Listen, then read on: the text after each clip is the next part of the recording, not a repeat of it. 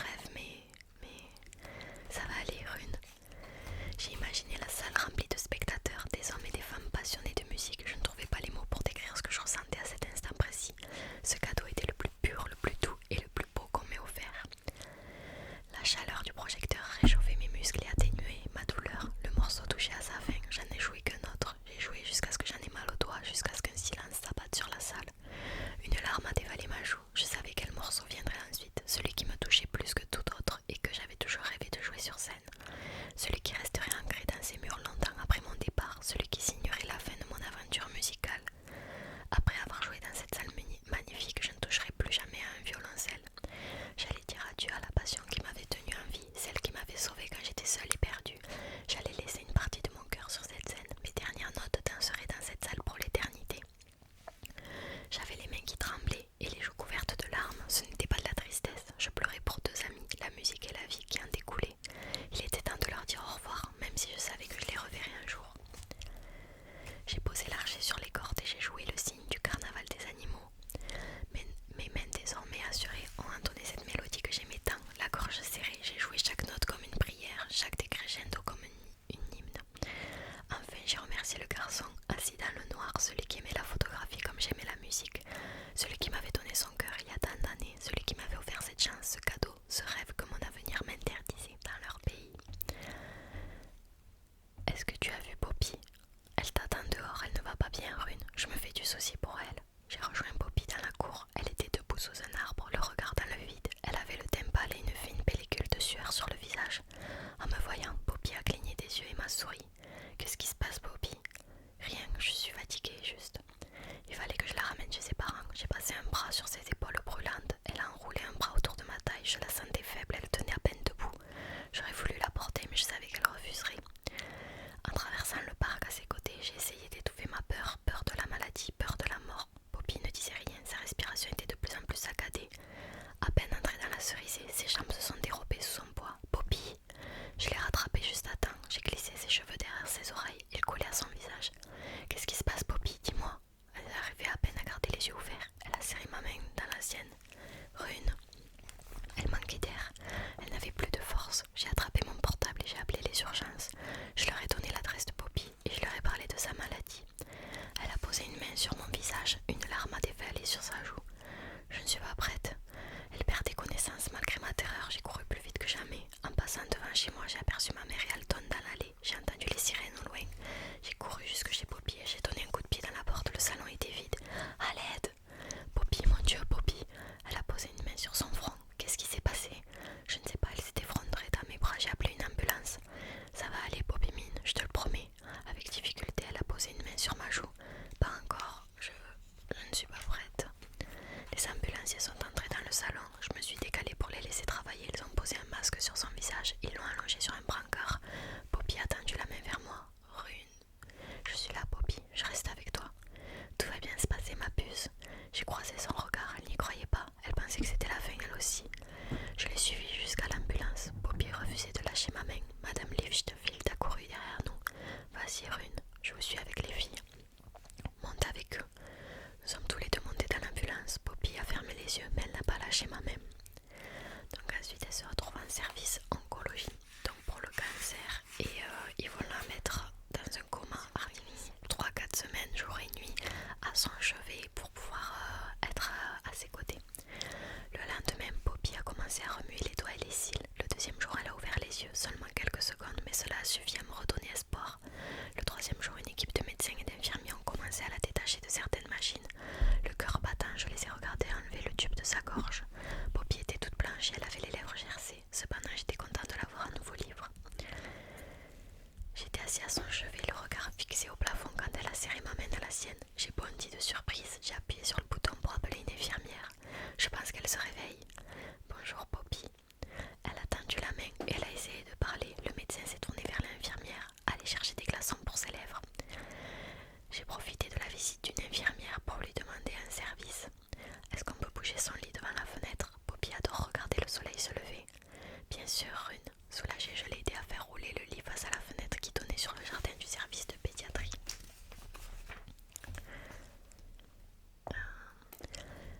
On est encore pas mal de jours plus tard.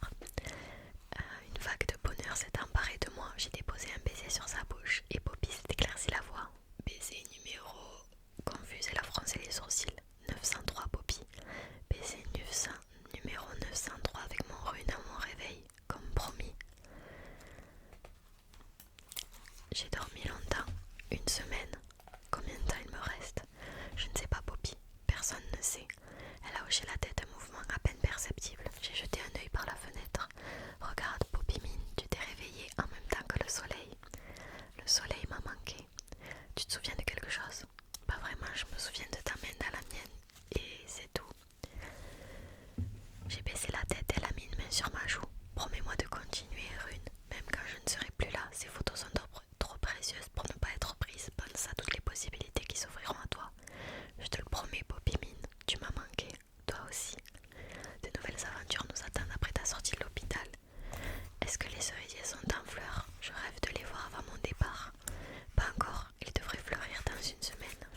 Donc ensuite ils partent voir le coucher du soleil. Serrer sa main dans la mienne, l'implorant de m'écouter. Dis oui à tout, Rune, toujours. Dis oui à de nouvelles aventures. Ma détermination l'a fait sourire, il a passé une main sur ma joue et je lui ai souri en retour. Tu as tellement à offrir au monde, Rune. Tu es le garçon qui m'a offert tous ces baisers et exaucé mes derniers vœux. Ce garçon n'est pas du genre à abandonner. Il se relève comme le soleil tous les matins. Tombe de la tempête, Rune, et souviens-toi d'une chose. Quoi? Clair de lune et rayon de soleil. Rune a éclaté de rire, un rire merveilleux. Poppy Mine. Oui, Rune, est-ce que je t'ai suffi? Il avait la voix rauque, éraillée par le chagrin, bien sûr, plus que tout.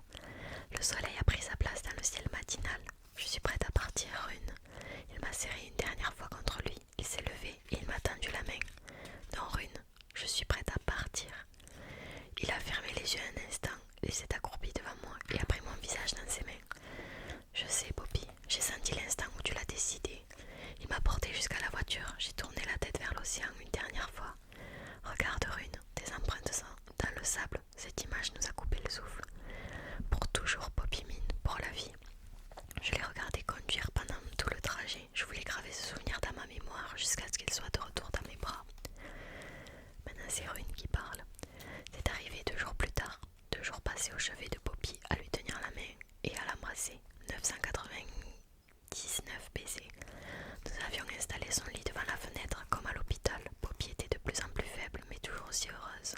J'étais fière d'elle. Je me suis isolée dans un coin de la pièce et j'ai regardé chaque membre de sa famille lui dire au revoir. Quand sa mère s'est écartée, Poppy m'a tendu la main. J'ai marché d'un pas lourd jusqu'à ce que je me sois assis sur le rebord de son lit. Poppy était toujours aussi belle. J'ai déposé un baiser sur sa main. Son sourire m'a brisé le cœur. Dehors, un nuage de pétales s'est envolé dans le vent. Regarde, Rune, elles s'en vont. Elle quitterait son âme et l'accompagnerait dans son dernier voyage. Je t'aime, Rune. Je t'aime aussi, Poppy Mine. Je te verrai dans mes rêves. Je te verrai dans les miens. Elle a poussé un soupir. Un sourire paisible s'est dessiné sur ses lèvres. Elle a fermé les yeux et penché le menton vers moi, en quête de son dernier baiser. J'ai posé ma bouche sur la sienne. Je l'ai embrassée une dernière fois. Elle a expiré par le nez, m'enivrant de son doux parfum, et elle n'a plus jamais respiré. J'ai ouvert les yeux et j'ai regardé Poppy endormie pour l'éternité. J'ai déposé un baiser sur sa joue. 1001, et j'ai murmuré. Puis j'en ai déposé un autre, et encore un autre, et encore un autre. 1002, 1003, 1004, 1005. Une main s'est posée sur mon bras. Monsieur Liefstelfield a secoué la tête d'un air triste. Une vague d'émotion m'a traversé de part en part. La main de Poppy était immobile dans la mienne. Je voyais qu'elle était partie, mais je ne voulais pas la lâcher. Poppy Mine. Mon regard s'est arrêté sur le bocal qu'elle avait laissé sur la table de chevet. Un dernier cœur et un crayon étaient à côté. Je me suis levée, je les ai attrapés et je suis sortie sur la terrasse. Les joues couvertes de larmes, je me suis assis par terre, dos au mur, et j'ai placé le cœur sur mon genou. Baiser numéro 1000 avec Poppy Mine. Quand elle s'est envolée, mon cœur a éclaté. J'ai ouvert le bocal, j'ai mis le dernier cœur à l'intérieur et j'ai fermé le couvercle. J'étais perdue, vide. J'ai éclaté en sanglots et mon père m'a pris dans ses bras. J'en avais besoin, j'avais besoin de lui. L'enterrement a eu lieu une semaine plus tard. La cérémonie était belle, à l'image de Poppy. Après, je suis rentrée chez moi et je me suis isolée dans ma chambre. Mes parents ont frappé à la porte. Mon père est entré et a posé une boîte sur mon lit. Qu'est-ce que c'est? Poppy nous a demandé de te la donner après son enterrement. Elle l'a préparée avant de partir. Tu dois lire la lettre en premier. Il y a plusieurs boîtes à l'intérieur, elles sont numérotées. Je me suis agrippée à sa main. Merci, je t'aime. Et je le pensais vraiment. Cette semaine, notre relation avait changé. S'il y avait bien une chose que la courte vie de Poppy m'avait apprise, c'est qu'il fallait apprendre à pardonner, à aimer et à vivre. Appelle-nous si tu as besoin. J'ai attendu qu'il sorte. Il m'a fallu un quart d'heure avant de trouver le courage d'ouvrir la boîte. La lettre était sur le dessus. J'ai ouvert l'enveloppe et je l'ai dépliée lentement. Donc Poppy a écrit: Rune, tout d'abord, sache que je t'aime plus que tout. Tu le sais, et personne sur cette planète ne dira le contraire. Nous étions faits l'un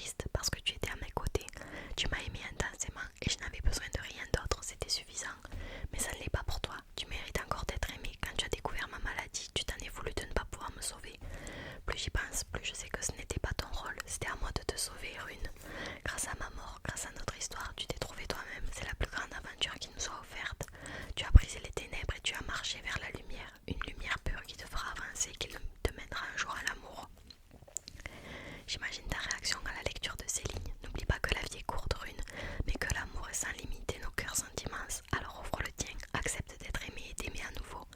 Dans quelques instants, tu ouvriras la dernière boîte, mais d'abord je tiens à te remercier. Merci de m'avoir aimé chaque jour, chaque minute, chaque seconde. Merci pour tes sourires, merci pour les 1000 baisers que tu m'as offerts. Chacun d'entre eux était précieux comme toi. Et sache que tu n'es pas seule, tu ne seras jamais seule, Rune. Je serai à tes côtés, ma main dans la tienne et mes empreintes dans le sable. Je t'aime, Rune Christiansen, de tout mon cœur. Il me tarde de te retrouver dans mes rêves. J'ai posé la lettre sur le lit. Des larmes dévalaient mes joues. Je l'ai essuyée du revers de la main. J'ai ouvert la dernière boîte. Elle était plus lourde que les autres. J'ai tout de suite su ce qu'il s'agissait. Un bocal et il y avait un message accroché au couvercle. Dis oui à de nouvelles aventures, Poppy. Donc c'était le bocal pour les 1000 baisers. Et enfin on arrive à la dernière page qui va nous expliquer la fin. Épilogue. 10 ans plus tard, je me suis réveillée en sursaut. J'étais dans le cerisier. Le soleil réchauffait ma peau et le parfum des cerisiers me caressait les narines. Le ciel était rempli de lanternes. 1000 lanternes envoyaient des années plus tôt qui flottaient au-dessus de ma tête. Tous les arbres étaient en fleurs. Ici la beauté était éternelle comme elle. Je l'ai entendue chanter avant même de la voir. Mon cœur s'est emballé. Je me suis levée et je l'ai attendue. Poppy est apparue au bout du sentier. Elle dansait et souriait, caressant les fleurs au passage. Rune. Elle a couru vers moi et a enroulé ses bras autour de mon cou. Tu m'as manqué, toi aussi, Poppy.